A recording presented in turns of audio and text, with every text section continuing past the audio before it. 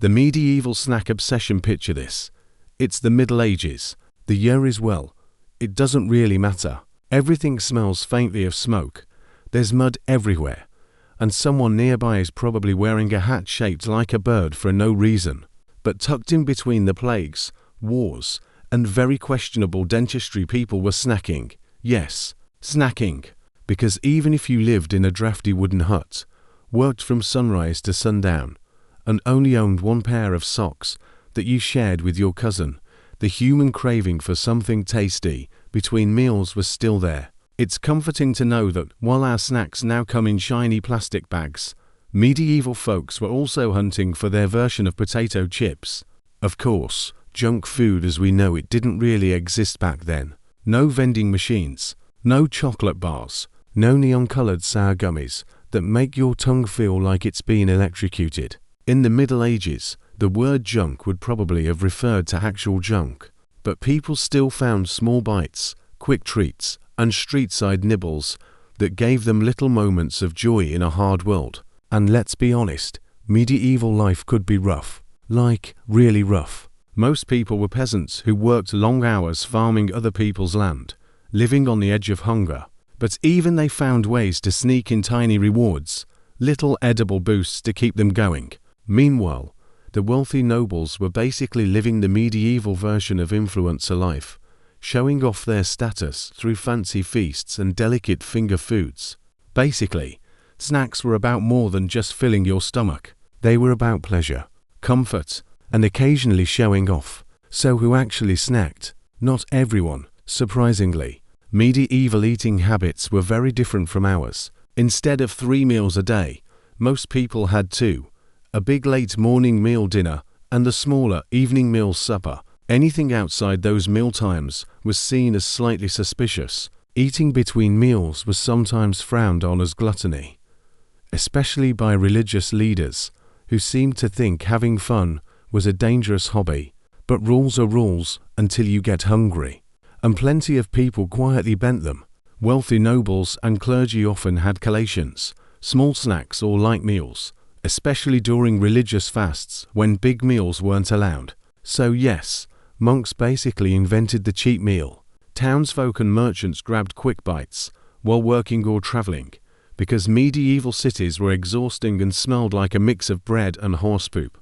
Laborers and farmers needed extra energy during long days, so they'd slip in simple snacks like bread, cheese, or fruit. Basically, the busier or richer you were, the more likely you were to sneak a snack, which is kind of relatable. The price of pleasure, of course. Snacking wasn't cheap. Food in general was expensive, far more expensive than today, especially anything sweet or processed. A loaf of bread might cost hours of wages, meat, even more, and sugar.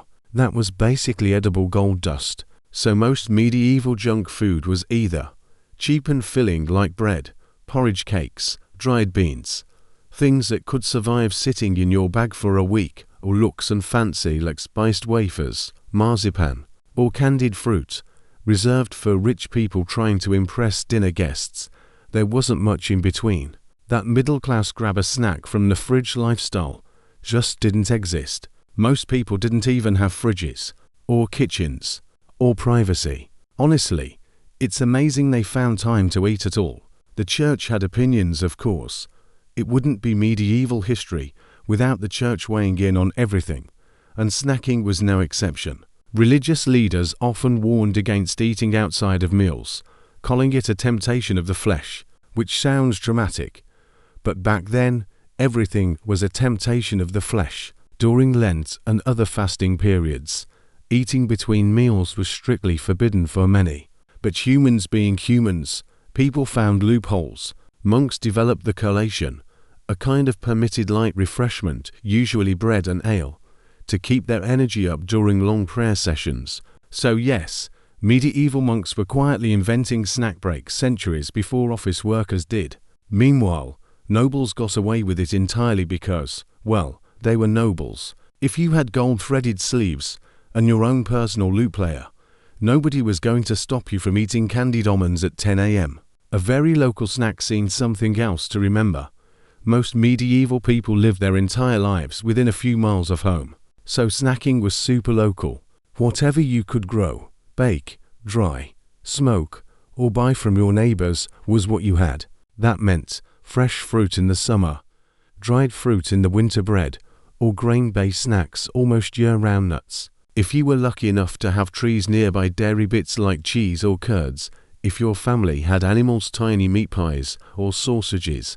If you lived in a town with butchers, exotic ingredients like spices, sugar, or citrus fruits were rare and expensive. They traveled hundreds or thousands of miles through complex trade routes, passing through the hands of merchants, pirates, and probably at least one guy who was just in it for the adventure. By the time they reached your table, they cost more than your house. So for most people, junk food meant something a bit more humble. The cozy side of snacking. Even though medieval snacks were simple, they were emotional little moments. A bite of warm bread dipped in honey after a cold morning in the fields. A piece of cheese tucked into your bag to eat on the road. A tiny tart shared with your friends at the market. These were brief flashes of comfort in a hard world. And because food was so precious, snacks were often shared. You didn't just mindlessly scarf down a bag of chips while staring at your phone, mainly because there were no chips or phones. Instead, snacking was slow, social, something to savor, something that broke up the long, monotonous rhythm of medieval days. It might sound small, but when life was filled with danger, hunger, and mud, little pleasures mattered. Winding down, so that's the world you're stepping into. A place where snacks weren't just casual munching, but rare treasures. Where rich nobles nibbled gilded candies, while peasants treasured a handful of roasted chestnuts like they were gold. Where every bite carried the weight of effort, luck, and sometimes a sprinkle of rebellion against the rules. And here is the fun part. Once you know where to look, you'll start spotting medieval junk food everywhere. In the crowded markets, in noisy taverns, in the dusty bags of weary travelers, and even in the pockets of mischievous children. In the next chapter, we're heading into those bustling medieval markets to see what people actually bought when they were on the go, the closest thing they had to fast food. So grab your imaginary coin purse, watch your step on the cobblestones, and let's go hunting for snacks, street food stalls, and market munchies. All right. So you've made it through the muddy countryside and stumbled into a medieval town. Congratulations, you've officially upgraded from farmhand who smells like turnips to customer with money to spend. You're instantly hit with a wall of smells. Smoke from open fires, fresh bread baking somewhere, something vaguely meaty sizzling on a spit, also a faint whiff of horse. It's fine. It's all part of the vibe. This is the medieval market. The beating, noisy, slightly chaotic heart of urban life. And if you were hungry back then, this was the place to be. Forget grocery stores or food courts, the market was where all your snack dreams came true. Well, sort of. There were no chocolate-covered donuts or bubble tea stalls, but for the 1300s, it was basically heaven. The scene, chaos, cries, and cooked meat markets were usually held once or twice a week in town squares, and bigger towns had permanent ones that ran every day. Picture a big open area crammed with wooden stalls, wagons, and makeshift tables, all piled with food. Chickens clucked from cages. Bakers shouted about their loaves. Butchers swung cleavers like they were auditioning for a horror movie. Children darted between legs, trying to sneak samples. It was crowded, loud, and smelled like, well, everything at once. If you stood still too long, someone might sell you a turnip. But if your stomach was rumbling, the market was paradise. Because here is where medieval street food really shines. Hot, fresh, ready-to-eat snacks that you could munch as you walked. The original fast food. Pies, pastries, and portable heaven, the undisputed king of market snacks. The humble meat pie. These things were everywhere. Tiny hand pies, big round ones, even pie towers for fancy folks. They were cheap, filling, and easy to carry. The perfect fuel for workers, travelers, or just anyone too impatient to wait until supper. Inside, you might find minced beef or pork, fish, especially near the coast, pigeon or rabbit if you were fancy, or if you were broke, mostly onions and hoped the crust, called a coffin, was often thick and rock hard. It was basically a medieval lunchbox, designed to hold the filling, not be eaten. People would peel it open, eat the inside, and toss the crust to beggars or dogs. Think of it like the edible version of Tupperware, but worse. Alongside meat pies were pastries filled with cheese, eggs, or fruit. These were less common and pricier, but beloved when you could afford them. Imagine wandering a noisy market, biting into a warm little apple tart while dodging goats. That's the dream. Roasted meats and sizzling snacks markets also had stalls where vendors roasted meat right on the spot. The smell alone probably made half the town line up. You could grab skewers of grilled pork, or a chicken roast, goose legs, sausages stuffed with mystery and possibly regret, salted or smoked fish. Especially herring, these were the kind of snacks you ate quickly before anyone asked you to share. Hot, greasy, and glorious, though probably best not to think too hard about how long they'd been sitting out. And yes, food safety wasn't really a thing yet. If you didn't get food poisoning at least once a year, were you even living in the Middle Ages? Nuts, fruits, and other simple munchies. Not everything was meat-based, though. There were also stalls selling roasted chestnuts or hazelnuts, fresh apples, pears, or cherries in season, dried figs, dates, or raisins for wealthier customers, pickled vegetables like onions or cucumbers. These were the medieval version of healthy snacks, though they weren't exactly cheap. Fruit especially was seasonal and spoiled quickly, so when it appeared, people snapped it up fast. A juicy pear in summer was basically nature's candy bar, and because sugar was rare and expensive, naturally sweet things like fruit were considered a real treat. Medieval people probably would have gone absolutely feral for a mango smoothie. Bread on the go, we can't forget the eternal MVP, bread. Bread was everywhere. Market bakers sold long loaves, round loaves, black rye bread, white wheat bread for rich folks, and small rolls you could eat while walking. Some were sprinkled with herbs or seeds. Others were stale enough to double as self-defense weapons. If you had a chunk of cheese or a dollop of butter, you could make an instant market sandwich. This was the go-to snack for travelers, apprentices, and pretty much anyone who didn't want to spend half a day waiting for a proper meal. The people behind the snacks, all these treats didn't appear magically. Behind each stall was a person working hard to make a living, usually a baker, butcher, brewer, or farmer's wife trying to sell surplus goods. Many snack sellers were women, especially widows or poorer wives trying to earn extra income. Some were traveling vendors, walking from town to town with baskets or carts. A few became local legends for their amazing pies or roasted chestnuts. Competition was fierce. Vendors shouted catchy rhymes or jokes to grab attention. They haggled. They offered samples. Basically, they were medieval marketing geniuses. Imagine a woman hollering, "Best goose pies in the Shire. Buy 2. Get 1 argument about my prices for free." That's the spirit of the market. Not always delicious or safe, of course. Market food had risks. Hygiene wasn't great. Meat sat out in the sun. Bread sometimes contained sawdust as filler crunchy. And food inspections were spotty at best. Sometimes the town's officials would weigh bread or check wine quality, but mostly it was eat at your own risk. People knew this, but they were hungry and busy, so they gambled. If you got lucky, you got a warm meat pie. If not, you got 3 days of regretting your life choices. Either way, it added excitement to your lunch break. The market as a social snack hub. The market wasn't just about eating, though. It was a social event.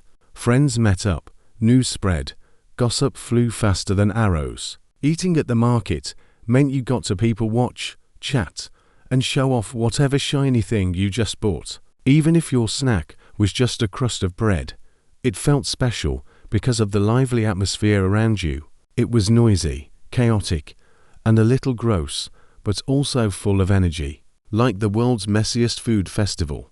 Winding down, so that's medieval fast food. Pies hot from the oven, skewers sizzling over coals, bread rolls flying off shelves, and vendors hollering like their lives depended on it. because they kind of did. It was quick, cheapish, and endlessly varied. The closest thing to grabbing a burger on your lunch break. In a world without fridges, microwaves, or even the concept of snack time, markets gave people something magical, a little edible adventure in the middle of an ordinary day. Next, we'll zoom in on the undisputed snack royalty of the Middle Ages, the mighty meat pie, and see how it became the medieval equivalent of a fan-favorite food trend. Hope you're hungry. The birth of the meat pie craze. If medieval markets were the beating heart of snack culture, then meat pies were the golden blood cells rushing through its veins. They were everywhere. Rich, poor, city dweller, wandering minstrel. Everybody loved a good pie. Honestly, meat pies were kind of the medieval equivalent of pizza.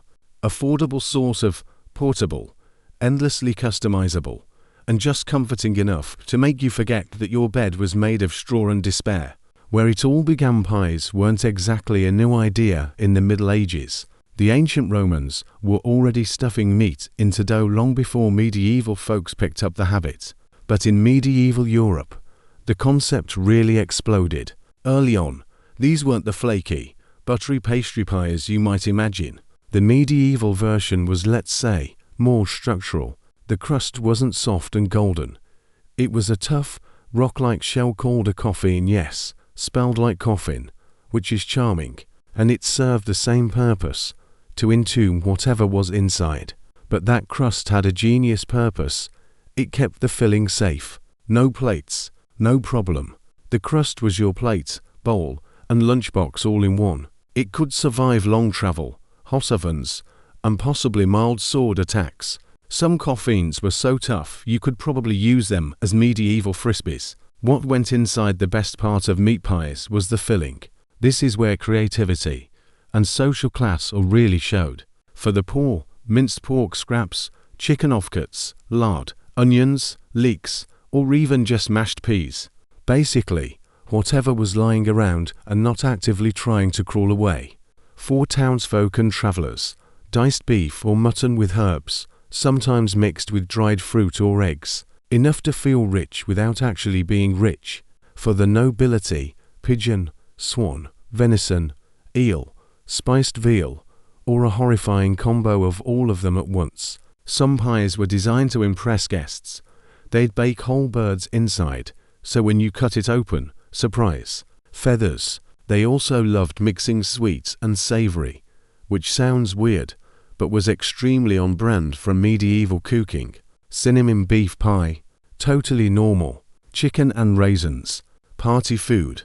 Pork and dates with saffron, pure luxury. Basically, if it fit inside a crust, someone probably tried it. How they were cooked. Pies were baked in large communal ovens, because most homes didn't have their own. A village baker would heat the oven with wood until it was blazing hot, then rake out the embers and load in dozens of pies at once. This created a fun social ritual.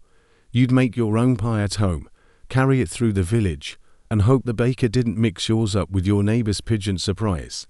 To tell them apart, people stamped initials or little designs into the crust. It was basically the medieval version of labeling your lunch at work. Once baked, the pies came out piping hot on the inside, stone hard on the outside, and ready to travel anywhere. They could last days or even weeks without spoiling, which made them perfect for workers, soldiers, and anyone planning to survive a winter with their teeth intact. The pie business. By the later Middle Ages, meat pies weren't just food, they were big business. Pie sellers roamed city streets with baskets of hot pies, shouting like medieval food trucks. Pasty makers, yes, that was their actual job title, had entire guilds and shops dedicated to pies. In London, regulations eventually appeared to stop sellers from stuffing pies with cat flesh or rotten meat, which tells you everything about what people were trying to get away with. So yeah, quality control was not always reliable. If your pie tasted suspicious, it probably was suspicious. Still, people kept buying them because they were delicious, cheapish, and made you forget that your drinking water came with a free side of cholera. Pies for the rich and famous, while the average person was eating meat pies as quick fuel. The rich turned them into edible works of art. Noble banquets featured gigantic pies the size of furniture. They were decorated with gilded crusts, sculpted pastry castles, or even real birds sewn inside. For dramatic live pie reveals, imagine cutting into your dinner and a flock of doves flies out. Congratulations, you just invented chaos. One famous banquet supposedly served a pie that, when opened, released musicians who started playing, which sounds magical, but also like a nightmare if you were just trying to eat lunch quietly. For nobles, pies weren't just food, they were status symbols. The more exotic the meat and the fancier the crust, the more impressive you looked. It was basically edible bragging. Pies on the road. Pies were also beloved by travelers and soldiers, because they were one of the few foods that could survive long journeys. Soldiers carried dense meat pies on campaigns, merchants packed them for week-long trips, and pilgrims ate them on dusty roads to distant shrines. The tough caffeine crust sealed the filling so well it acted like medieval vacuum sealing. You could chuck a pie in your bag, get rained on for 3 days, and it would still be edible. Maybe, probably, just scrape off anything green first. This made pies a rare kind of medieval convenience food, and one of the few snacks that could exist beyond your local market. The spice factor: if you were rich enough to afford spices, pies were where you showed them off. Pepper, cinnamon, nutmeg, cloves, and saffron all appeared in fancy recipes. These spices came from thousands of miles away and cost a fortune, so even a pinch inside your pigeon pie was like saying, yes, I am rich enough to casually eat the Silk Road. And the flavors weren't subtle. Medieval cooks loved piling on spices, like they were trying to win a flavor war. The result: meat pies that were sweet, spicy, salty, and meaty all at once. Basically medieval flavor bombs. Why everyone loved them? So why did meat pies become the ultimate medieval junk food?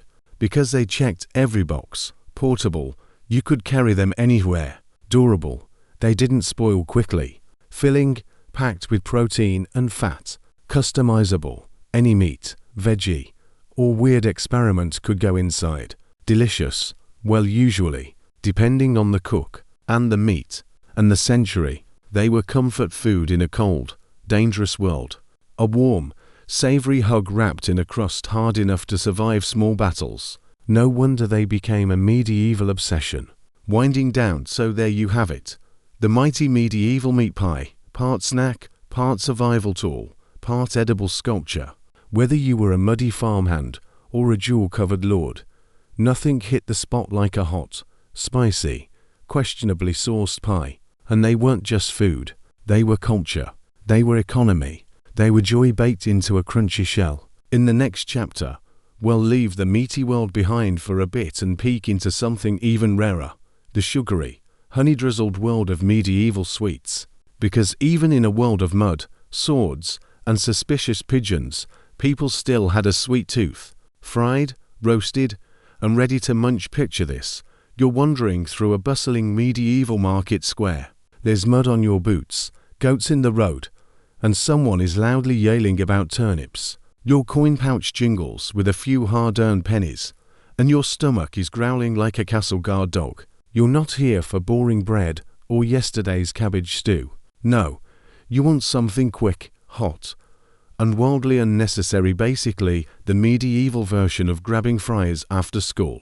Welcome to the world of street snacks, the fried, roasted, smoky little bites that fueled medieval townsfolk between real meals. These were the OG fast foods. No drive-through, no paper bags, just a guy with a pan, a fire, and very questionable hygiene. Let's walk through this snacky wonderland, shall we? Meat pies that could burn your tongue, and probably did. One of the kings of medieval street food was the meat pie. Imagine a tiny pastry shell stuffed with spiced meat, baked until the outside was crisp and the inside was molten lava. They were sold piping hot by street vendors, perfect if you wanted something cheap, filling, and likely to scorch the roof of your mouth.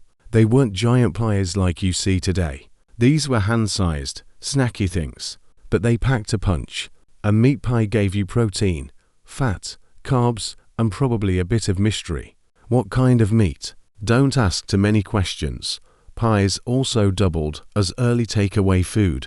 The crust was sturdy enough that you could walk around gnawing on one while shopping for turnip seeds. Medieval multitasking. Roasted nuts. Crunchy, warm, and totally addictive if meat pies were heavy-duty snacks.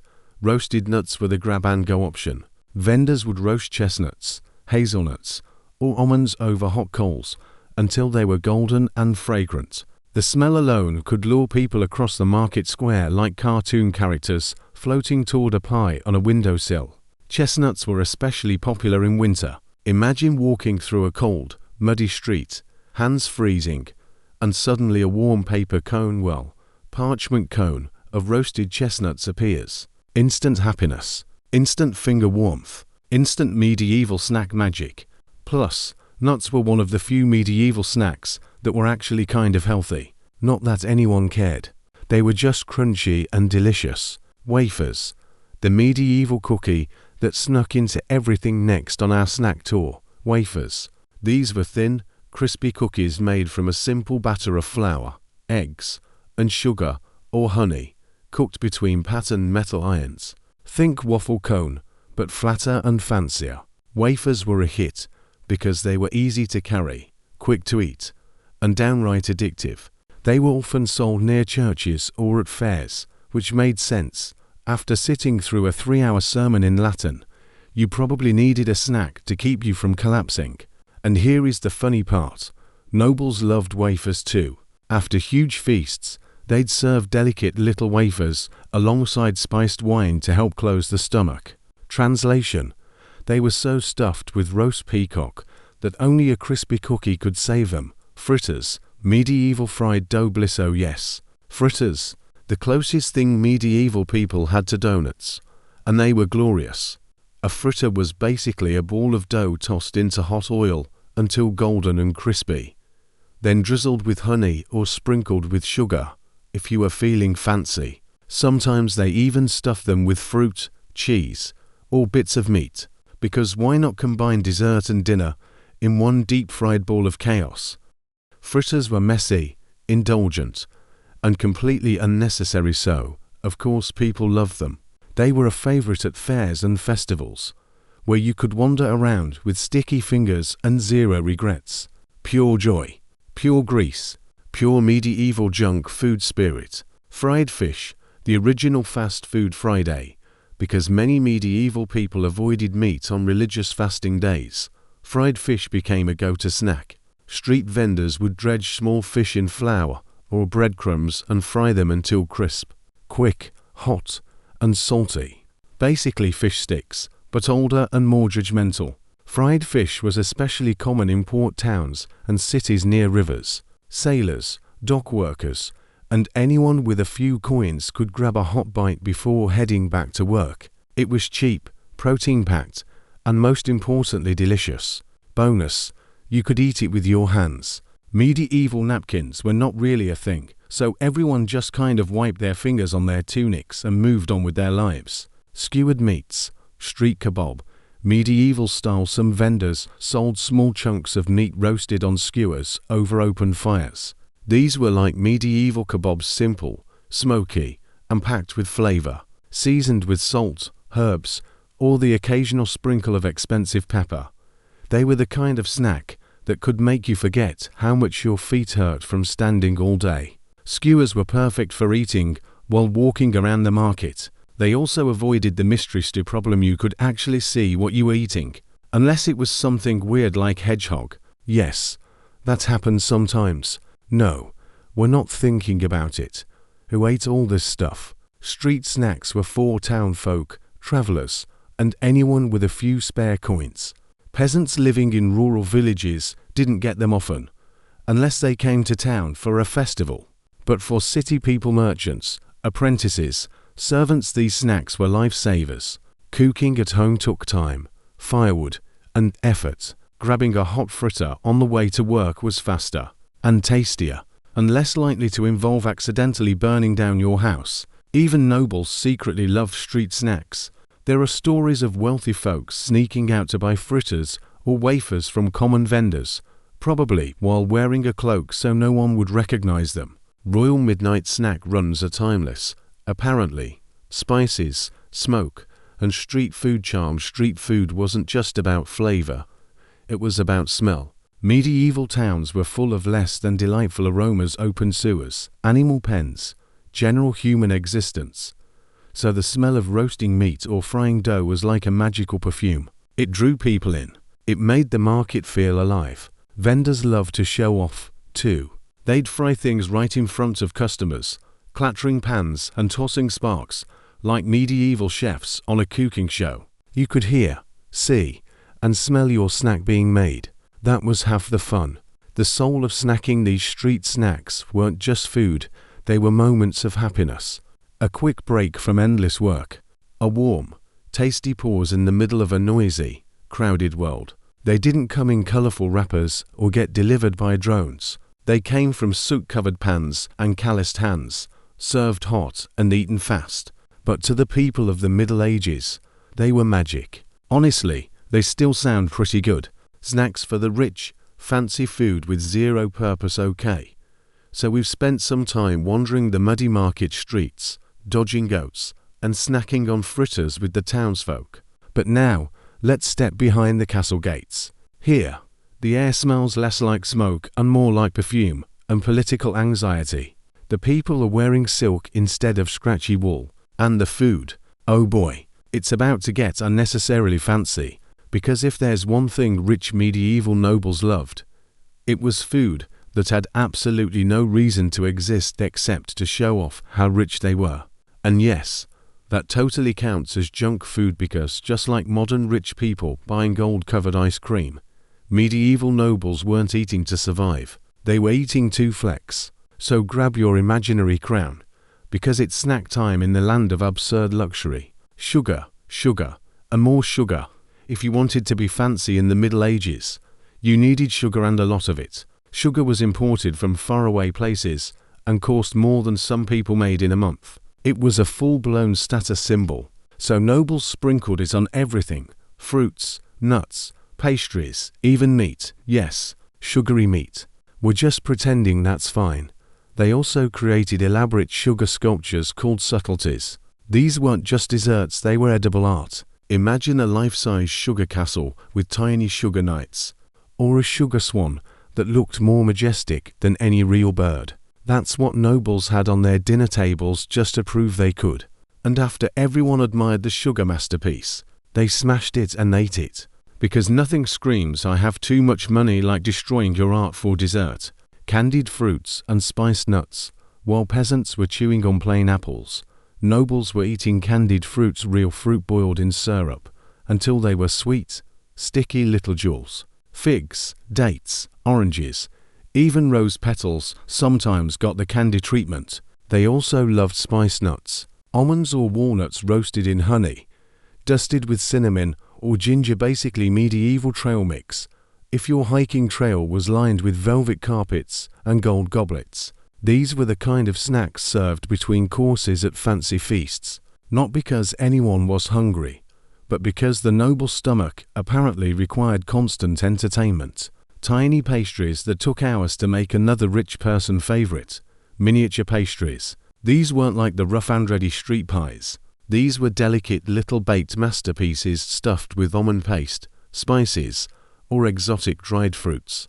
Professional cooks, basically medieval celebrity chefs, spent hours crafting them into shapes like birds, crowns, or even tiny castles.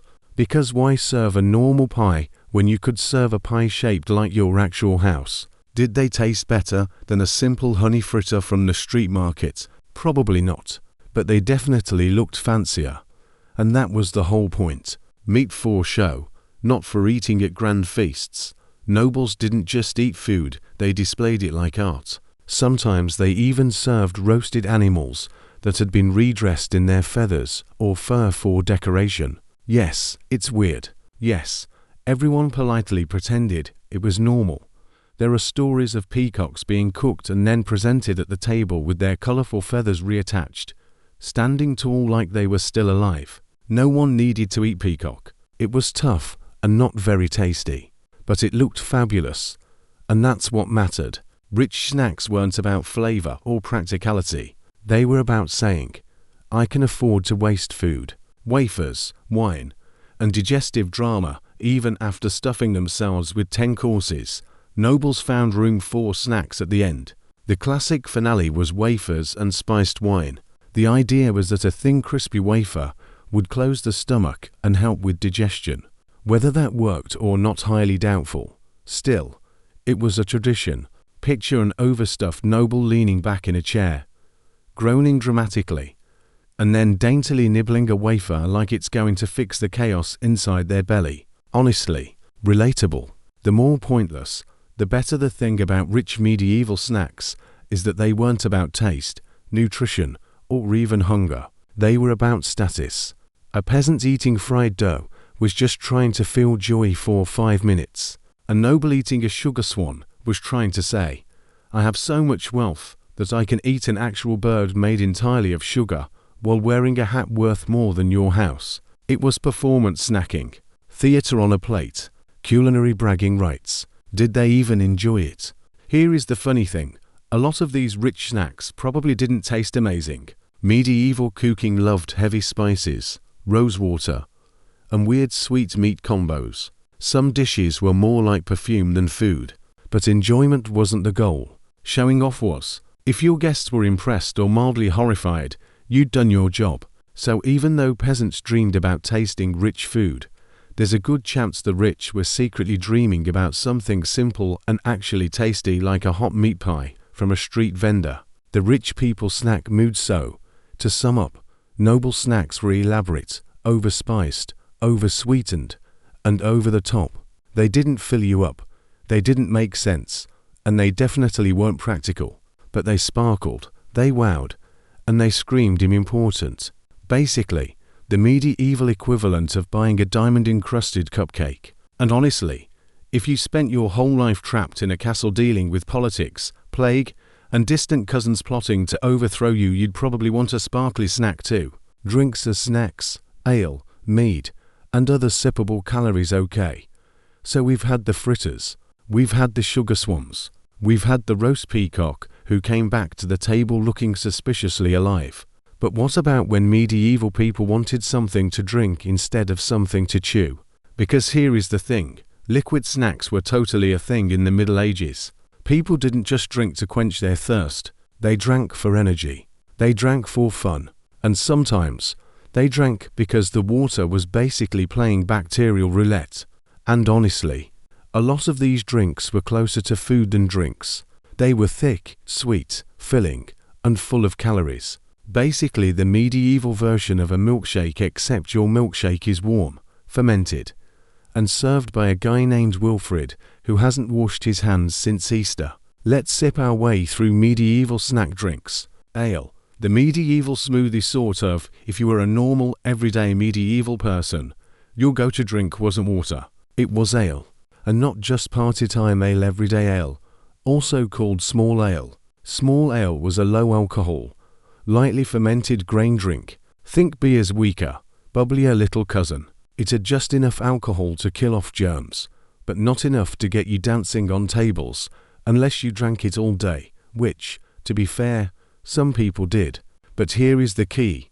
Ale was filling.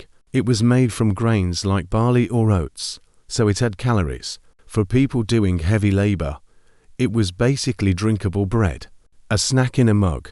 Farmers, builders, and even kids drank it because it gave you energy without needing to stop work and cook food. In other words, small ale was like the medieval protein shake minus the gym selfies. Mead. Liquid gold literally, if ale was everyday fuel. Mead was the good stuff you busted out for special occasions. Mead is made from fermented honey and water, sometimes with spices or herbs tossed in to make it extra fancy. It was sweet, rich, and full of calories. Also pretty strong, which meant it could sneak up on you mid-banquet like a honey-flavored hammer. Because honey was expensive, mead was more common among nobles or wealthier townsfolk. It was a luxury snack drink, the medieval version of buying a ridiculously overpriced caramel latte just because you deserve it. Also, mead had this mystical vibe to it. People thought it had magical or romantic powers.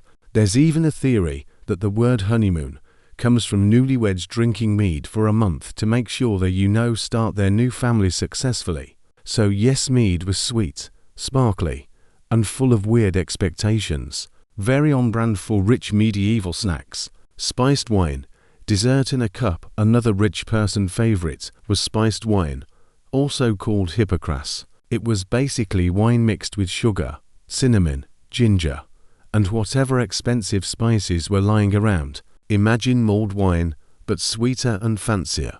This wasn't something you chugged at the pub. This was an after-dinner treat. Nobles would sip it slowly while nibbling on wafers, pretending they weren't about to explode from eating 12 courses of food shaped like animals. Spiced wine was less about getting tipsy and more about showing your guests that your kitchen could afford rare spices, and also about gently sedating your overstuffed noble belly with warm, sugary liquid comfort. Pass it. Medieval sleepy time snack. One of the stranger medieval drinks was posset, a hot mix of milk curdled with ale or wine, often sweetened with honey or spiced with nutmeg. Yes, curdled. Yes, it sounds like something that happens when you forget milk in the sun, but medieval people loved it. Posset was thick, creamy, and surprisingly filling. People drank it when they were sick, cold, tired, or just wanted dessert in liquid form. It was kind of like the medieval version of hot chocolate, if your hot chocolate was chunky and slightly alcoholic. But hey, it got the job done. Cozy, warm, and full of calories.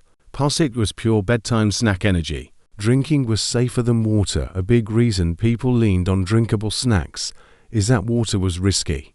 Clean water wasn't guaranteed, especially in crowded towns where rivers doubled as sewers. Fermented drinks like ale, cider, and mead were safer because the alcohol killed off harmful bacteria. So people of all ages drank small amounts throughout the day. Kids, too. Imagine a modern toddler sipping beer at lunch and nobody batting an eye.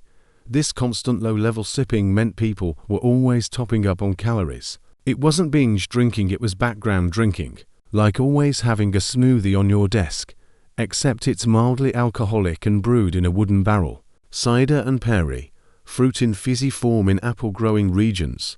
People loved cider, fermented apple juice. In pear regions, they made perry, fermented pear juice. These were sweet, fruity, and full of energy. Perfect for autumn festivals or a mid-afternoon.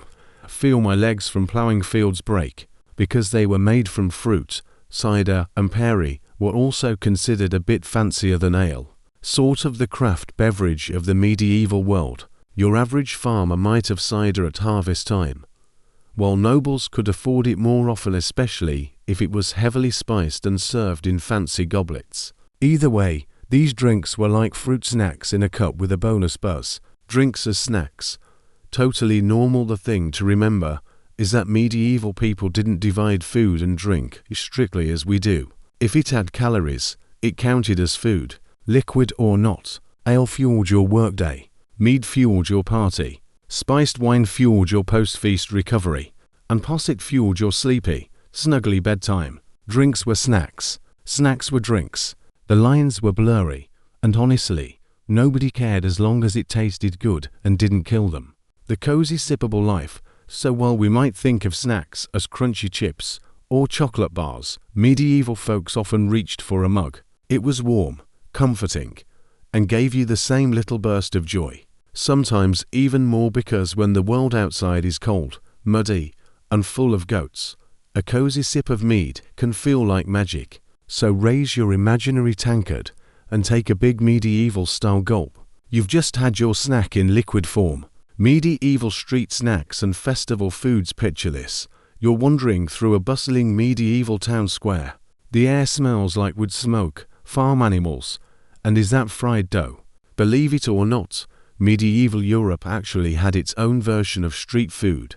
Not quite hot dogs or ice cream trucks, but still enough to make your stomach rumble. If you were lucky enough to live near a market or catch a festival day, you could grab quick, tasty, and sometimes suspicious snacks on the go.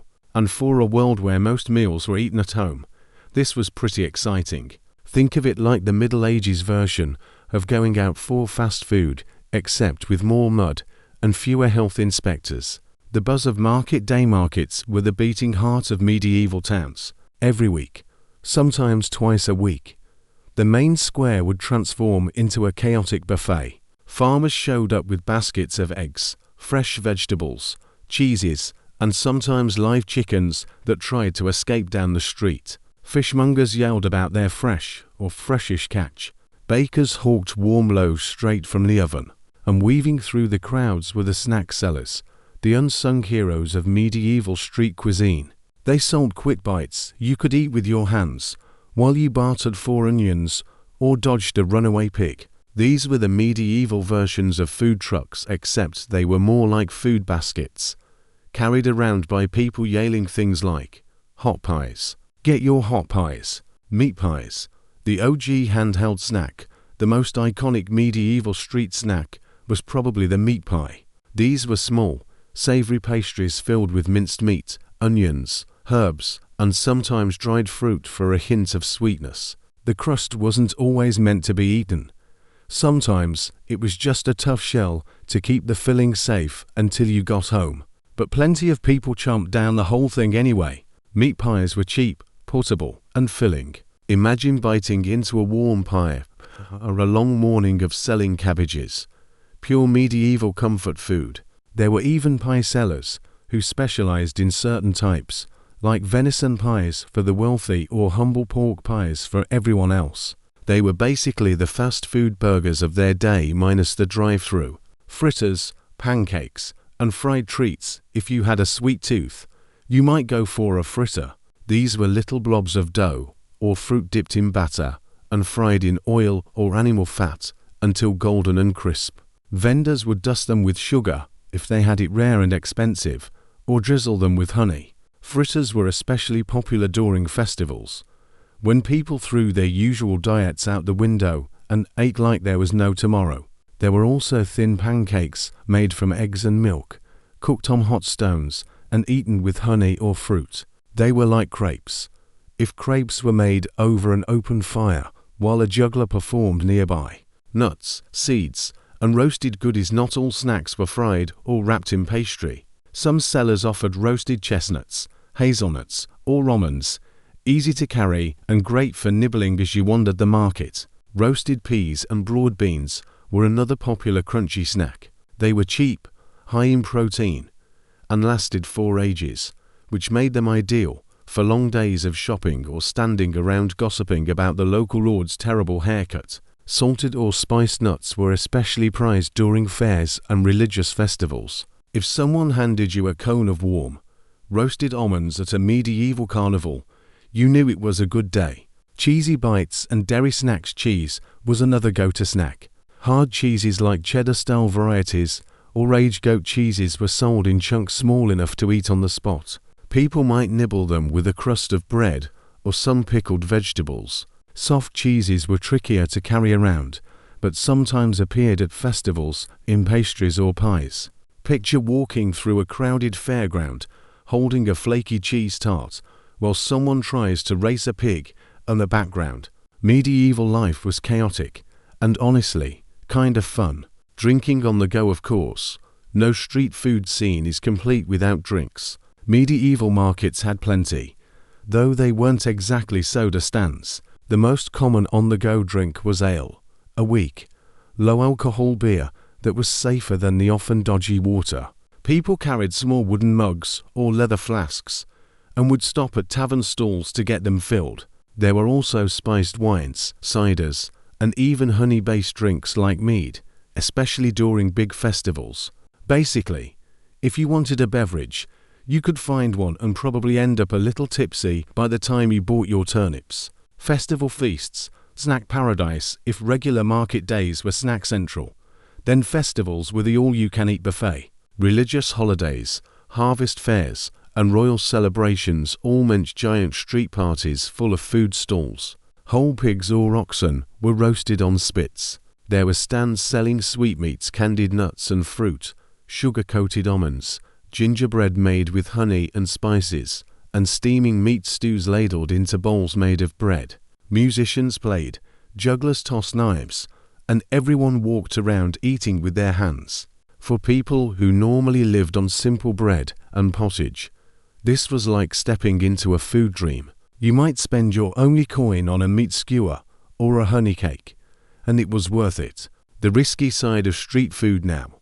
Before you start thinking medieval street snacks were all fun and delicious, here is the gross part. Food safety wasn't really a thing. Vendors didn't have fridges or gloves or health inspections. Meat pies might sit out 4 hours in the sun. Oil for frying was reused until it was basically black sludge. Water used in cooking could be filthy. Getting food poisoning from a suspicious pie was kind of a medieval rite of passage. Still, people took the risk because the food was tasty and life was short. Literally, average life expectancy was not great. A bite of joy despite the danger. Medieval street snacks brought rare bursts of joy to everyday life.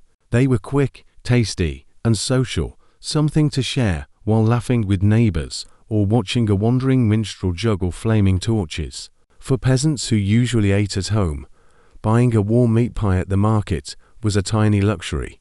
For nobles slumming it at a festival, it was a chance to mingle and feel human for a minute. In a world of hard work and few comforts, these simple snacks were like edible happiness, even if they sometimes came with a side of mild food poisoning. Monastic indulgences, treats from the abbey kitchens. If you picture medieval monks, you probably imagine quiet, robe-wearing men copying books in chilly stone rooms. And yes, they did a lot of that. But here is the twist. They also knew how to eat well. While the average peasant was gnawing on dry bread, monks were feasting quietly, of course on fresh baked bread, creamy cheese, rich stews, and even sweet desserts. Monasteries weren't just centers of prayer. They were surprisingly good at cooking up indulgent treats, especially during religious feast days. Basically, if you had to live somewhere in the Middle Ages and you liked food, joining an abbey wasn't a bad plan. Why monks had better food? Monasteries owned farmland, orchards, vineyards, and even fish ponds. They were self-sufficient little kingdoms. This gave monks access to things most ordinary folks could only dream about. Plenty of ingredients and plenty of time to experiment. They weren't trying to become celebrity chefs, but monks were super organized, and they loved routine. This meant their kitchens ran like well-oiled machines. They baked bread daily, churned butter, made cheese, brewed ale, and tended gardens full of herbs, vegetables, and fruit trees. And because monasteries received donations from wealthy nobles who wanted spiritual brownie points, they often had the best quality produce and spices. So while the outside world was scraping by, the monks were quietly living the gourmet life. Fasting sort of here is where it gets funny. Monks had a ton of fasting days, basically, days when they weren't supposed to eat meat. In some monasteries, this could be more than half the year. But did they just eat plain gruel and cry quietly into their robes? Nope, they got creative. Monks classified fish as not meat, so they ate a lot of fish. They even found loopholes, like calling beavers fish because they had tails and lived in water. Yes, really, medieval logic is wild. So on fasting days, abbey kitchens turned out fish pies, eel stews, almond milk custards, and other meatless, but still fancy dishes. In other words, monks followed the letter of the law, while still eating pretty well. Very clever. The sweet tooth of the cloister. Despite their vows of simplicity, monks had a definite sweet tooth. They were some of the few people who had regular access to sugar and exotic spices. Thanks to trade connections, monks made candied fruits, honey cakes, marzipan-like almond sweets, and spiced wine. They also preserved fruits in syrup and made jams and conserves for winter. If you visited a monastery during a holiday, you might be handed a warm honey tart or a slice of fruit-studded bread. And yes, monks probably claimed it was all for medicinal purposes, but let's be honest, they just liked dessert as much as anyone else. Brewing, the monastic specialty, as there was one thing medieval monasteries were famous for. It was brewing. Monks brewed ale and beer for their own tables and for travelers who stopped at the abbey guest house. It wasn't super strong or more like a hearty, bready drink that was safer than water and full of calories, which monks definitely counted as a blessing, not a problem. Some monasteries also made mead from honey and water, and in wine-growing regions, they ran entire vineyards. Monks basically became medieval craft brewers, and some European breweries today still trace their origins back to abbeys. So yes, while peasants were sipping thin ale from clay mugs, monks were perfecting recipes that would eventually become world famous. Feast days. Holy banquets monks ate modestly most days, but on religious feast days, the rules loosened a lot.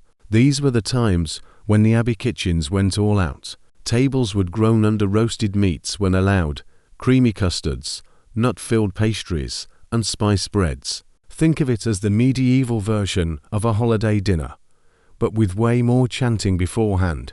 Visiting nobles and local villagers might even be invited to join in, which made the monastery seem generous and holy, while also showing off their culinary skills. Good PR never hurt anyone, even in the 1300s, medicine or dessert.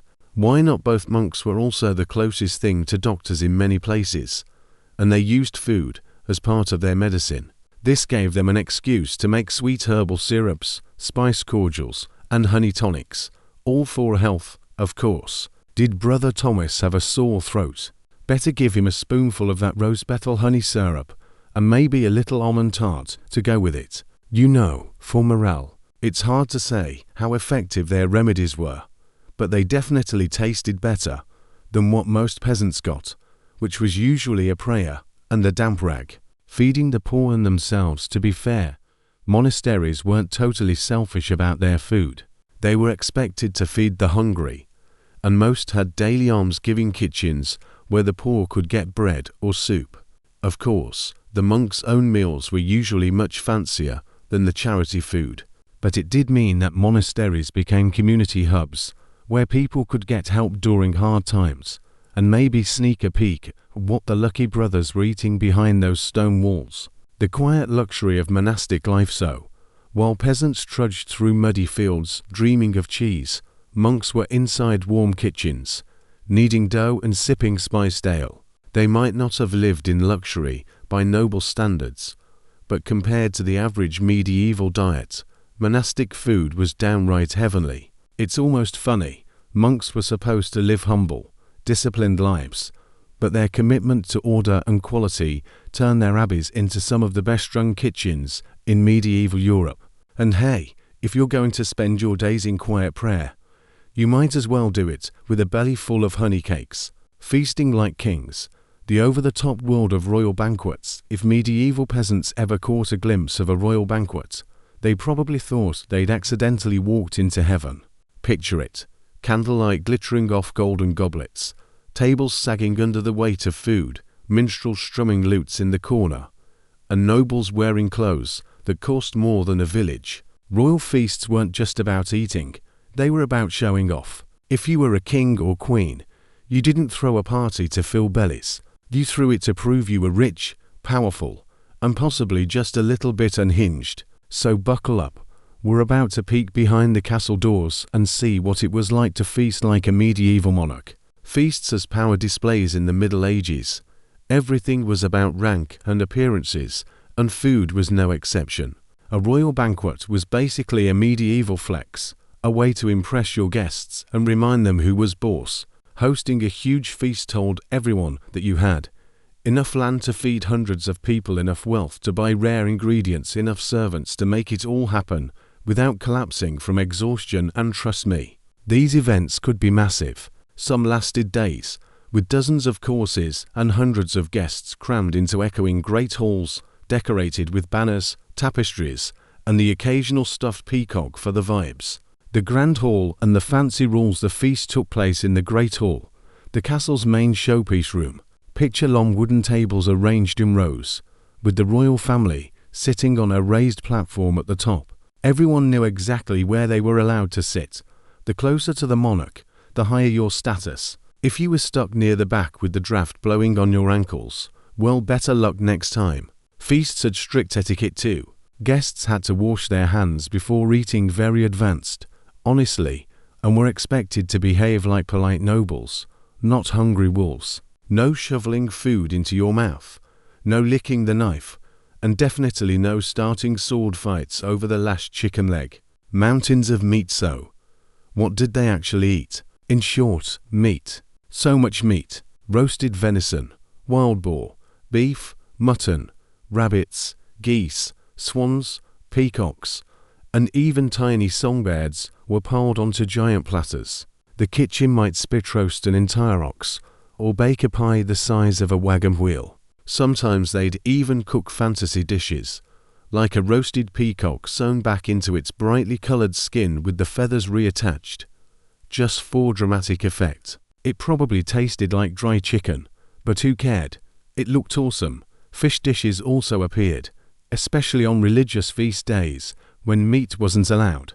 Eel stews, salmon pies, and oysters were common for the wealthy. Basically, if it swam, flew, or ran, it was probably on the table. The art of the subtlety. Royal feasts weren't just about eating, they were about performing. Enter the subtlety: an elaborate edible sculpture made from sugar, marzipan, pastry, or jelly. Subtleties could be shaped like castles, dragons, saints, or even reenact tiny battle scenes with candy knights. They weren't always eaten. Often they were just there to impress guests and make them gasp dramatically. Imagine building an edible unicorn just so people can admire it while they chew on roast goose. These showpieces reminded everyone that the king was rich enough to literally make art out of sugar, which, in a time when most peasants had never even tasted sugar, was mind-blowing. Endless courses and fancy flavors. Royal banquets didn't just dump all the food on the table at once. They served it in courses, sometimes over a dozen of them. Each course could include roasted meat, spiced stews, exotic fruits, almond custards, meat pies stuffed with dried fruit, and nuts tarts flavored with cinnamon, ginger, and cloves. Cooks loved using imported spices, which were more expensive than gold by weight. Sprinkling cinnamon on your pork or saffron on your rice was the medieval equivalent of saying, "Yeah, I'm rich. What about it?" Washing it all down, and of course, no royal feast was complete without booze. Guests drank wines, sometimes spiced and warmed, mead, and strong ales throughout the meal. Water was considered suspicious, so everyone just kind of stayed mildly tipsy. Wine was poured into goblets or shared cups. Personal hygiene wasn't really a thing, but nobody wanted to be the party pooper who asked for a clean glass. Servers constantly refilled cups, which helped keep the mood festive and also probably led to a lot of very wobbly dancing by the end of the night. Entertainment between bites. Because feasts were long and food took ages to serve, they were broken up with entertainments.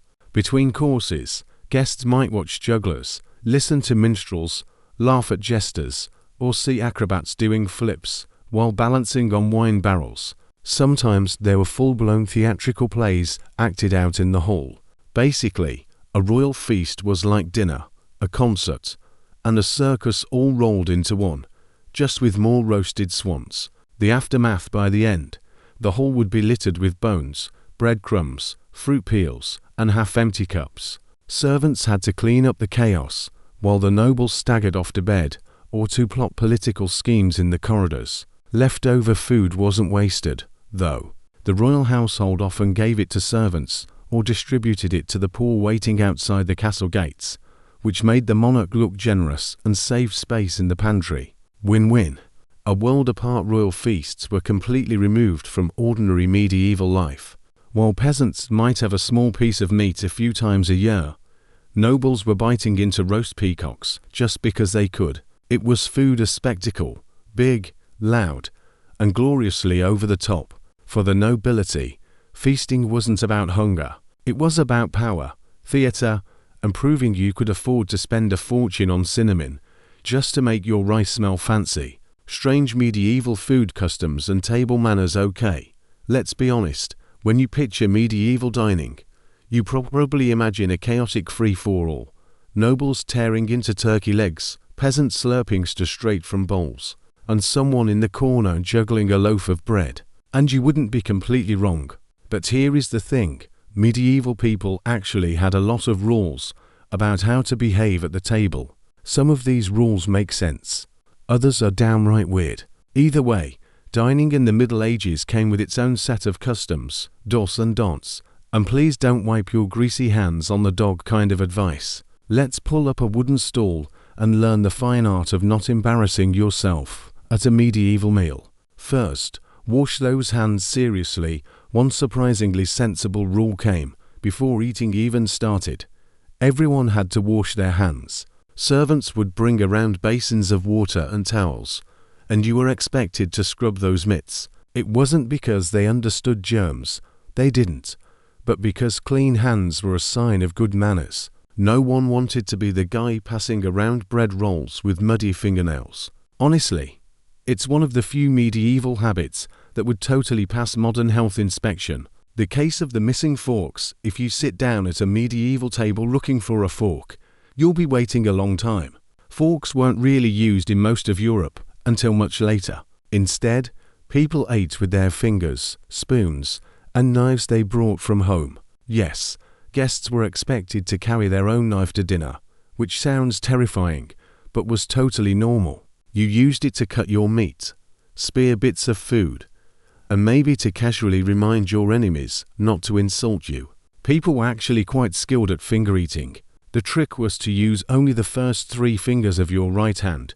Using your whole hand was considered messy and gross, kind of like face planting into a bowl of soup today. Trencher plates. Bread you can eat, forget ceramic plates.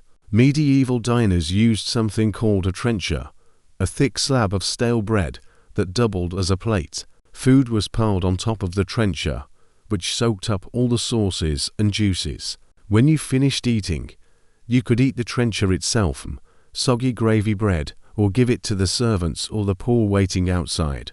It was practical, kind of eco-friendly, and very carb-heavy. Honestly, medieval people would have loved edible tableware TikToks. Sharing food and germs. Medieval dining was very communal. You didn't get your own plate full of food. You shared big dishes with the person sitting next to you, known as your messmate. You and your messmate took turns cutting off bites and dipping them into sauces. You also often shared a drinking cup. There was no double dipping rule, because double dipping was just called dipping. This makes modern germ-conscious people cringe, but back then it was totally normal. Besides, if everyone's already living with questionable hygiene, sharing a goblet probably seemed like the least of their worries. Table manners. Medieval style. To keep things from descending into total chaos, medieval etiquette books laid out tons of rules, and they were oddly specific. Here are a few real gems of medieval table manners. Don't lick your knife to stabby and weird. Don't gnaw on bones loudly like a dog. Don't scratch yourself at the table. Don't spit across the table. Yes, this needed to be said.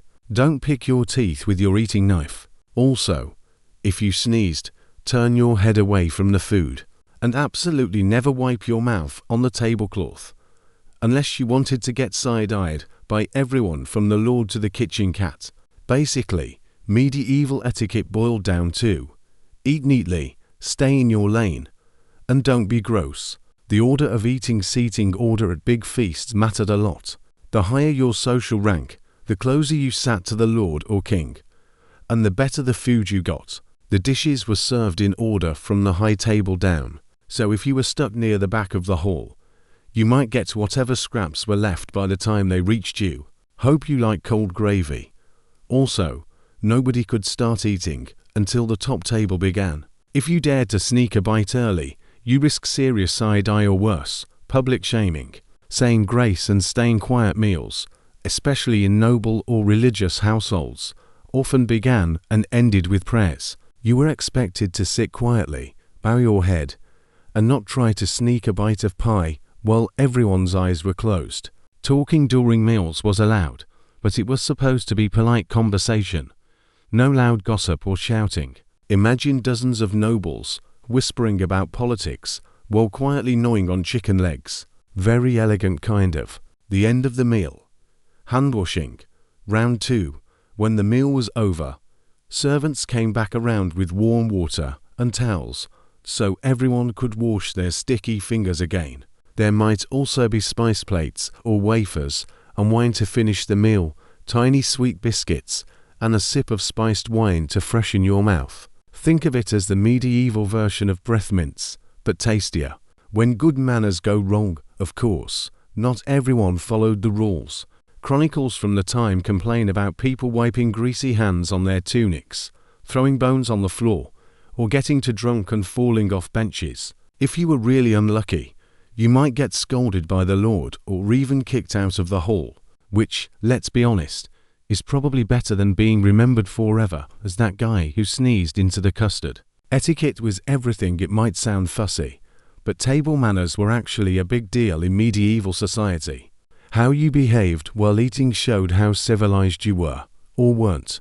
For nobles, good manners meant you were trustworthy and respectable.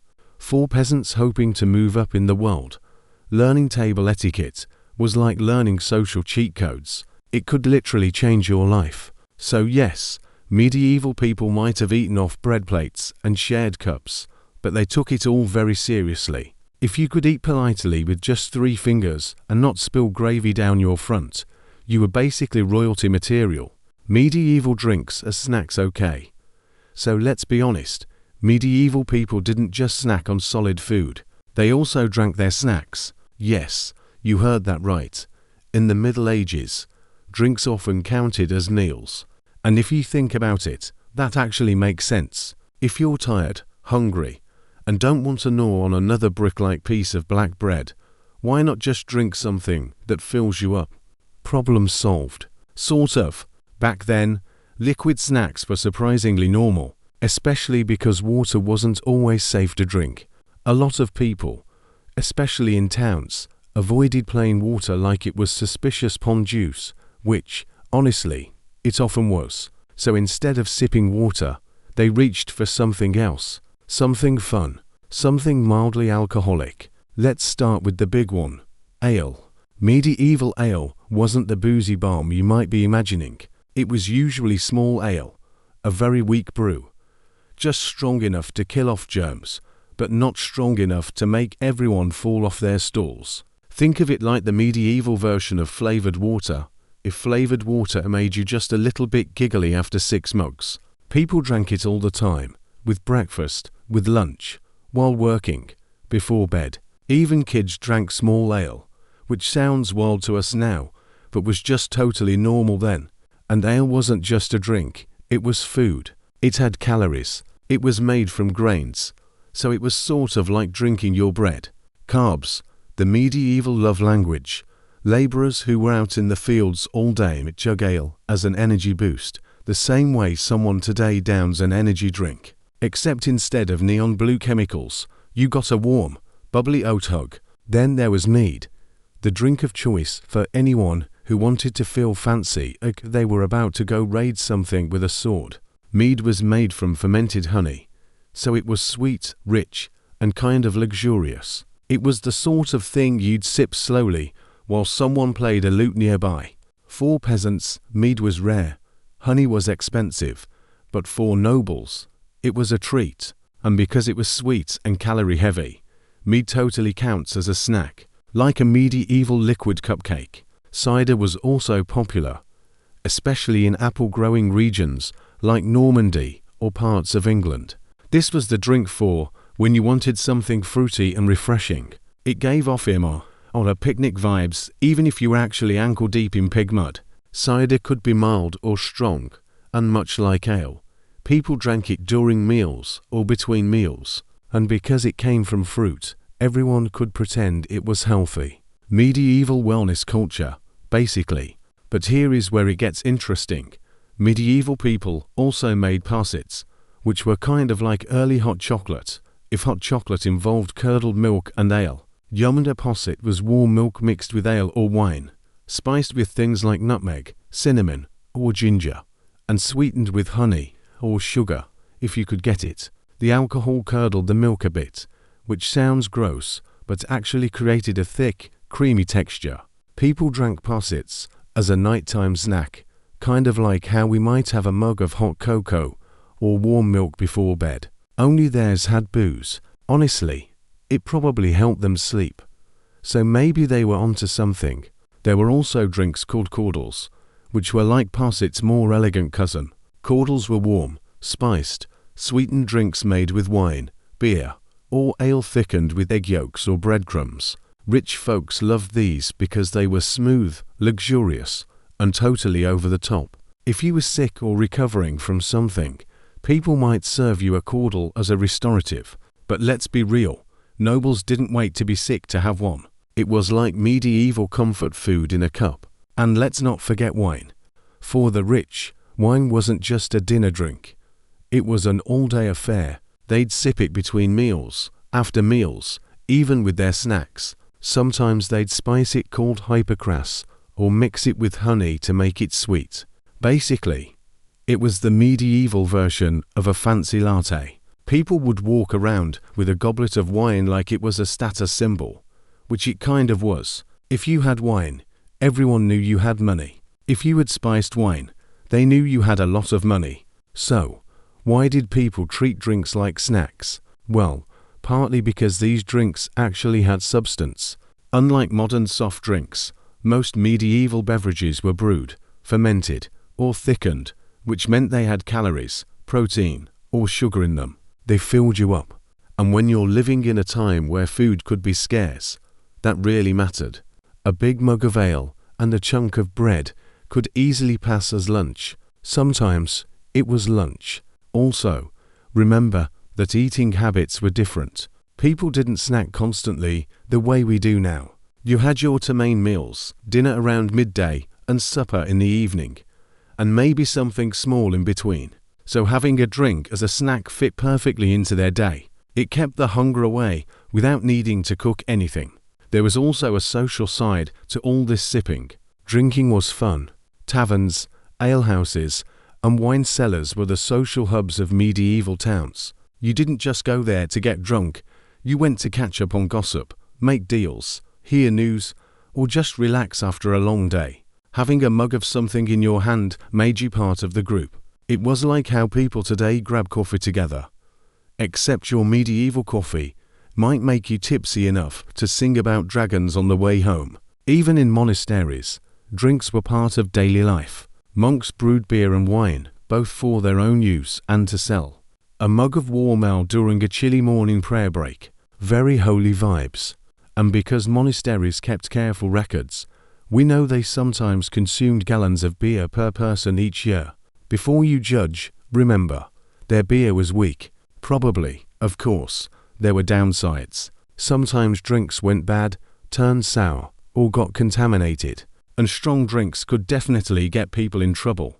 Medieval law courts have plenty of records of drunken brawls starting with just one drink. Spoiler, it was never just one, but overall, these drinks were central to daily life, and very much counted as snacks. So next time you sip a latte, an energy drink, or even a smoothie, remember, you're carrying on a long tradition of liquid snacking. Medieval folks would totally understand. They might raise an eyebrow at the neon color of your soda, but they'd get the idea. And honestly, they'd probably ask if they could try it, because deep down, humans have always loved two things: not being hungry, having something tasty to sip while we gossip about our neighbors. And in that sense, the medieval world wasn't so different from ours after all. Traveling snacks for long journeys.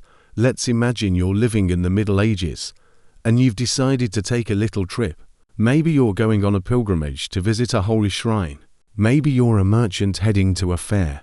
Maybe you're just fleeing your village because you accidentally insulted the local lord's haircut. It happens.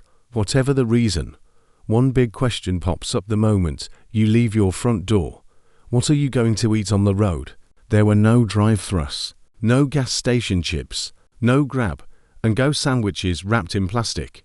Traveling in medieval times meant planning your snacks carefully, because the road was long, the inns were rare, and you definitely didn't want to end up gnawing on your shoe leather out of desperation.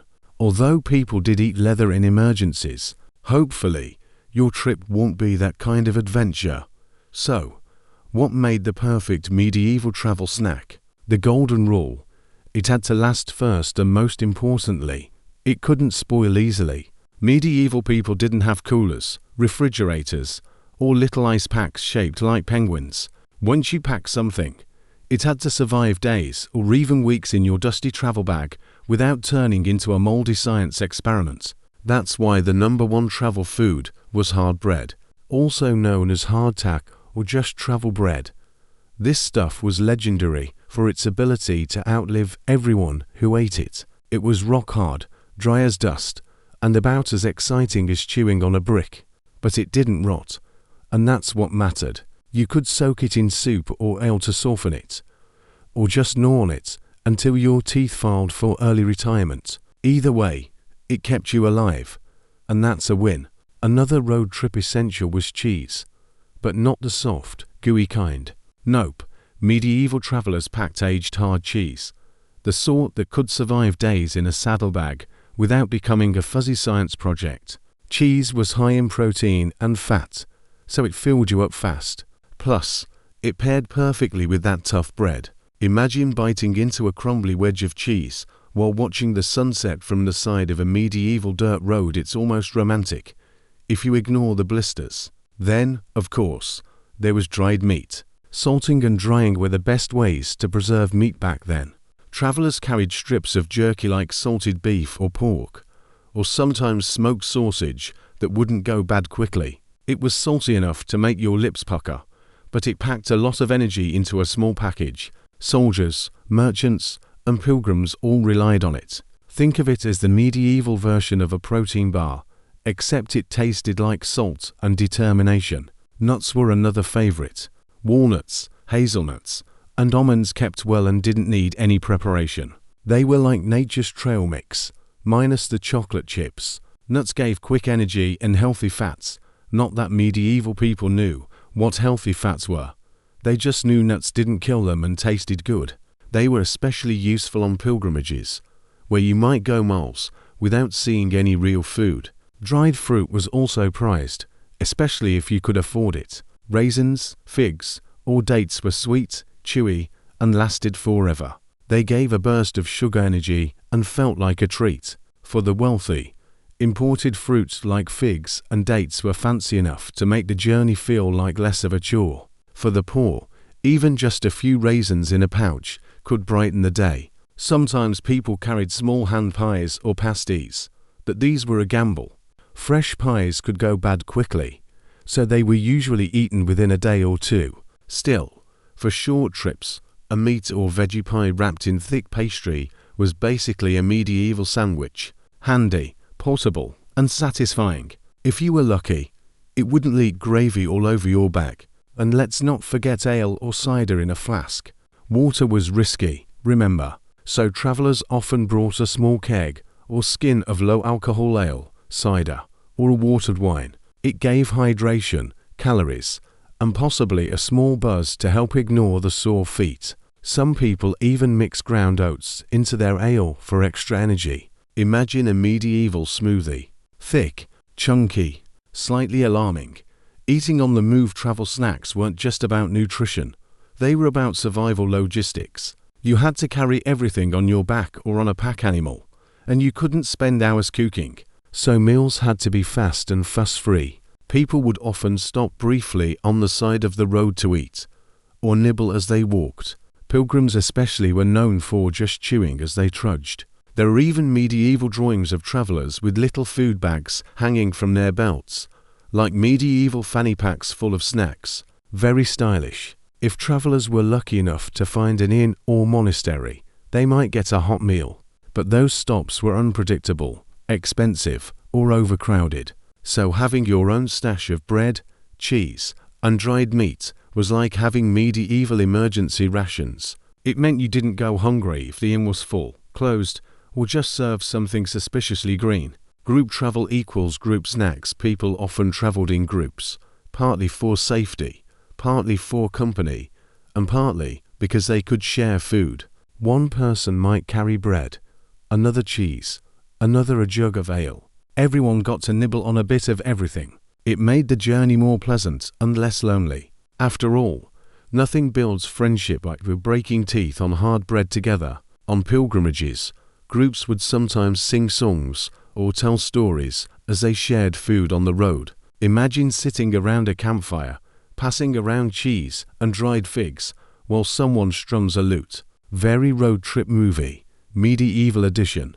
The joy of reaching your destination after days or weeks of eating the same tough bread and salty meat.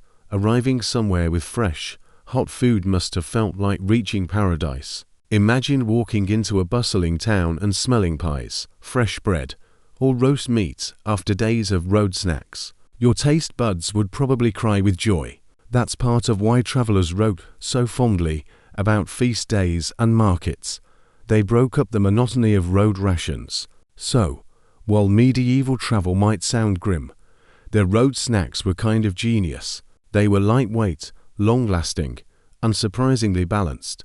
Carbs from bread, protein from cheese and meat, fats from nuts, and a touch of sugar from dried fruit. Sure, it wasn't glamorous, no lattes, no croissants, no sneaky bags of gummy bears, but it worked, and maybe that's the charm.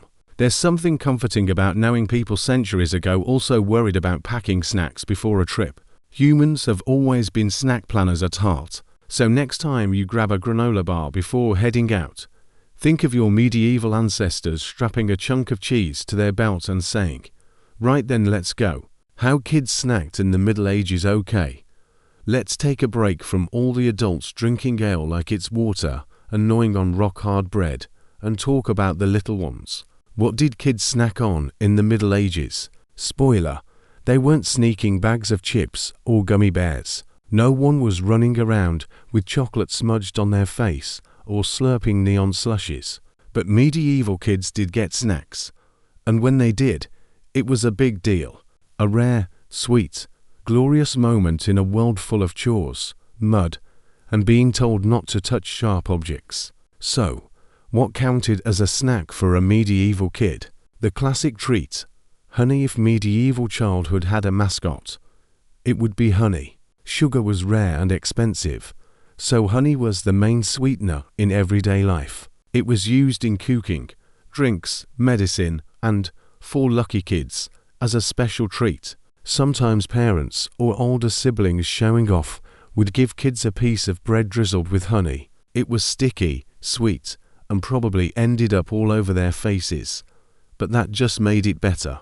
In richer households, honey might be mixed with spices or nuts to make tiny sweet bites. But even for peasant kids, just a smear of honey on bread could turn an ordinary day into a best day ever moment. Think of it as the medieval version of a candy bar, except it came from bees, not a wrapper. Fruit. Nature's candy, and a lot cheaper. Fresh fruit was another common snack. If you lived near orchards or forests, you could find apples, pears, berries, or plums. Kids would eat them right off the tree. No washing, no peeling, just pure sticky joy. Dried fruit was also a thing, though it was usually pricier. Raisins and figs showed up in richer households or during special holidays. A handful of raisins could make a child feel like royalty. And if you were a clever kid, you could probably convince your friends you were eating tiny wrinkly jewels. Fruit was seasonal, though, so for most of the year, it was more of a surprise treat than an everyday thing.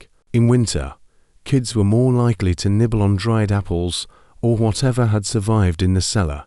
Bread, and more bread. Let's be honest, bread was the foundation of everything. Kids snacked on little chunks of bread between meals, often dipped in something to make it less dry. Ale for older kids, milk for younger ones, or sometimes broth if someone was feeling fancy. Bread crusts were handed to kids, the way we might hand out crackers, simple, filling, and always available. For poorer families, this might have been the only snack. A small piece of black rye bread could keep a hungry kid quiet while their parents worked. Not glamorous, but effective. Warm milk and other cozy drinks. Younger kids often got warm milk as a snack, especially before bed. If the family owned a cow or goat, milk was plentiful and warm. Frothy milk was basically medieval comfort food for children. Sometimes it was flavored with a pinch of spice or honey if available. Richer families might give their kids watered-down wine or weak ale once they were older. But for small children, milk was the go-to. It was gentle, filling, and didn't require teeth, which is good when you've only got 4 of them. Tiny festive treats here is where things got exciting. Festival food. On feast days, fairs, or big celebrations, kids could sometimes get their hands on gingerbread, spice cakes, little pastries, or sugar-coated nuts. These were rare, magical moments. Imagine spending most of your year eating plain bread, and then suddenly tasting a warm spice cake. Mind-blowing. In rich households, noble children might get small marzipan shapes or candied fruit during banquets. These weren't just snacks, they were like edible toys. Shiny, colorful, sweet, and probably guarded by watchful servants, so the kids didn't eat them all at once.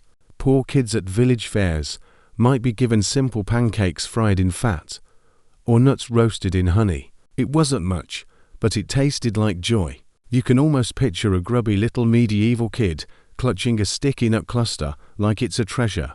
Class made a big difference as always. Class shaped everything. Peasant kids mostly snacked on whatever was cheap and nearby. Bits of bread, fruit from the hedgerow, milk, or boiled grains. Their lives were packed with chores, fetching water, scaring birds off crops, herding geese. So snacks were more about fuel than fun. Noble kids, on the other hand, had tutors, toys, and cooks. Their snacks were often miniature versions of adult foods, spiced wafers, candied almonds, soft cheese on fine white bread. They learned table manners while they snacked, which probably made it a little less fun. No, young lord, one does not throw the sugar plums at one's sister. Snacks as moments of joy, even though the food itself was simple. Snacking for kids had something special about it. Childhood was short and often harsh in the Middle Ages.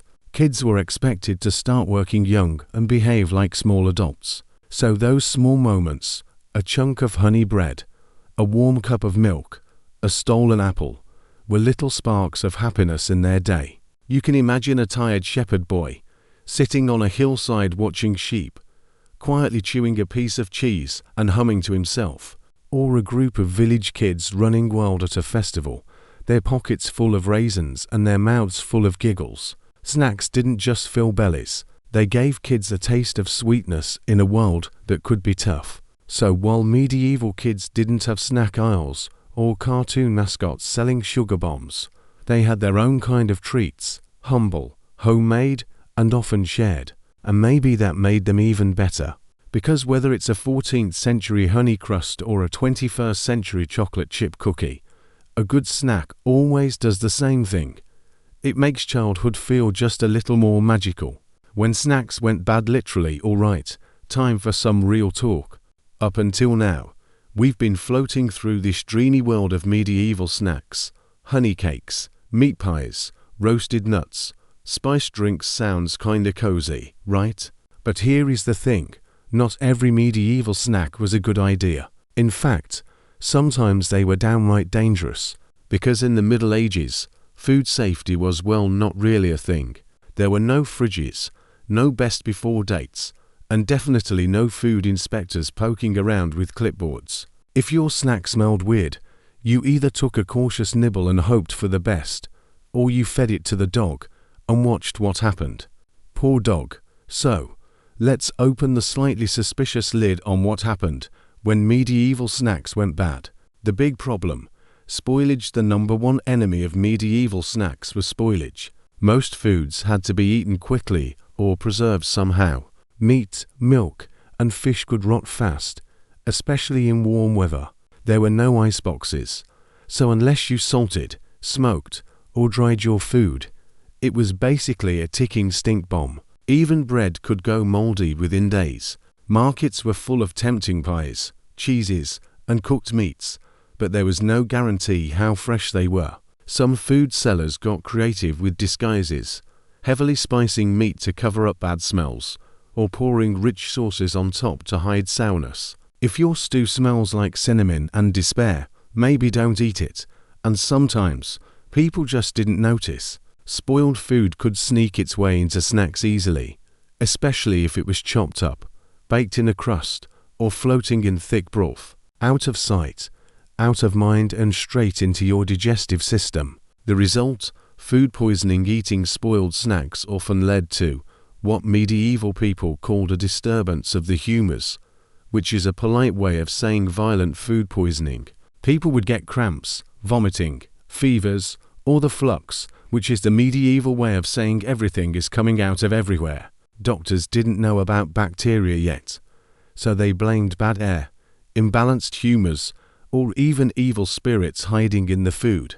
Meanwhile, the real culprit was probably that meat pie that had been sitting in the sun all afternoon next to a horse. For the poor, food poisoning was just part of life. You couldn't afford to waste food, so you ate it even if it was sketchy. For the rich, fancy food could still betray them.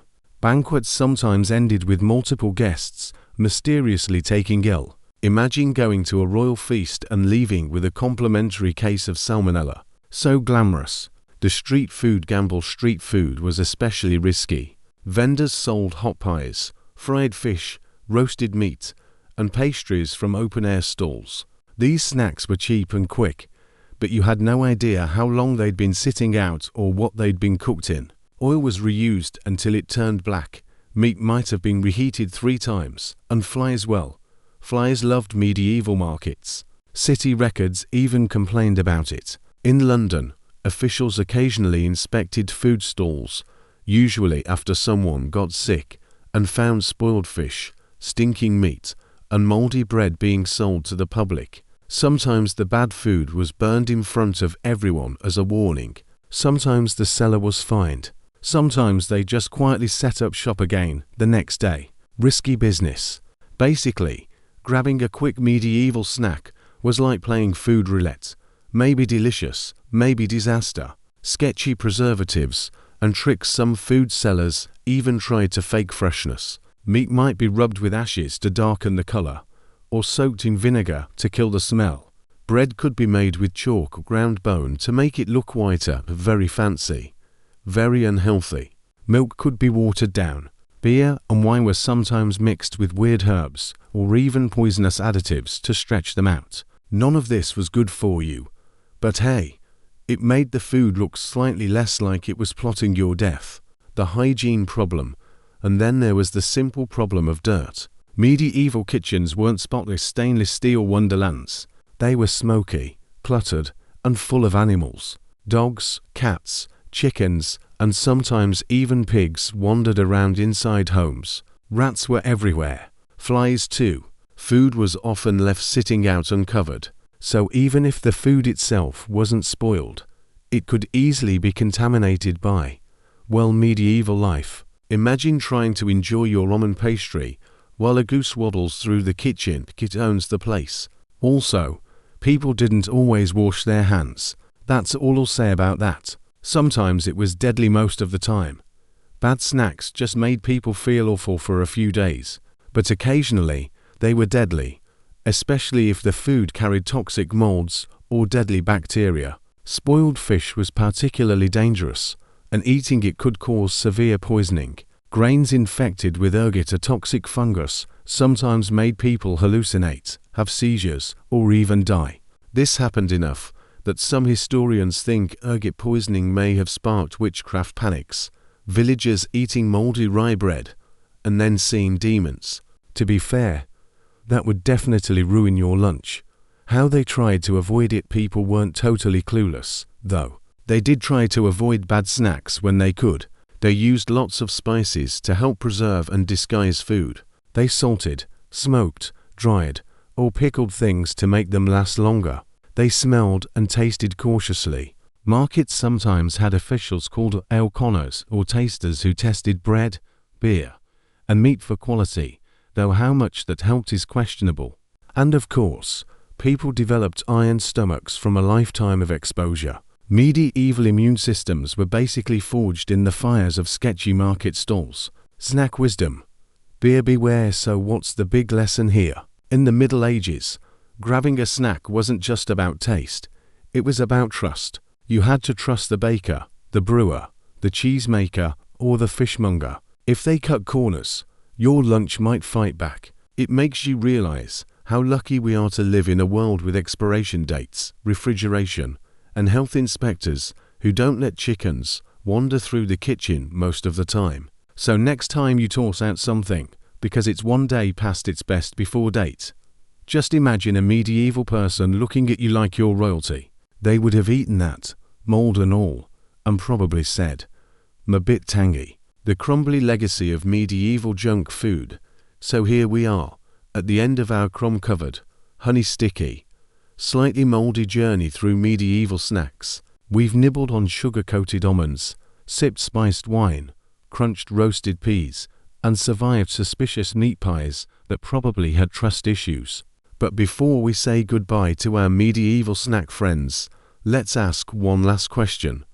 What happened to medieval junk food? Did it all just vanish, like a pie on a windowsill, or did some of it sneak into our modern lives? Spoiler, a lot of it did, and its fingerprints are all over the things we eat today. Sweets that stuck around. Let's start with the sweet stuff, because honestly, it's the most fun. Remember those comfits, little spices or seeds covered in layers of sugar? Those were the ancestors of modern candy-coated treats, like Jordan almonds, drages, and even sprinkles. Medieval people adored crunchy sugar shells, so much that the idea never really went away. Today we just make them more colorful and less likely to crack a tooth. Honey cakes, gingerbread, and spiced biscuits also marched steadily into the future. Medieval gingerbread was chewy and dark, more like energy bars than cookies, but over centuries it evolved into the crisp little men we bite the heads off during the holidays. So next time you decorate a gingerbread house, thank your medieval ancestors. They walked so your candy windows could run. And let's not forget marzipan. Medieval nobles loved shaping it into edible castles, animals, or even miniature people. Yes, really. That tradition stuck around in European bakeries, where marzipan fruits and figurines are still popular today. If you've ever stared suspiciously at a tiny marzipan pig and thought, why? Well, now you know. Savory snacks with staying power. Medieval people didn't just snack on sweets. They were also major fans of portable savory snacks, and many of those ideas survive too. Meat pies and pastries, absolutely still with us. Those chunky medieval hand pies turned into Cornish pasties, meat turnovers, and modern meat-filled pastries you can grab at a gas station, just hopefully less questionable. Roasted nuts, seeds, and legumes also stayed popular.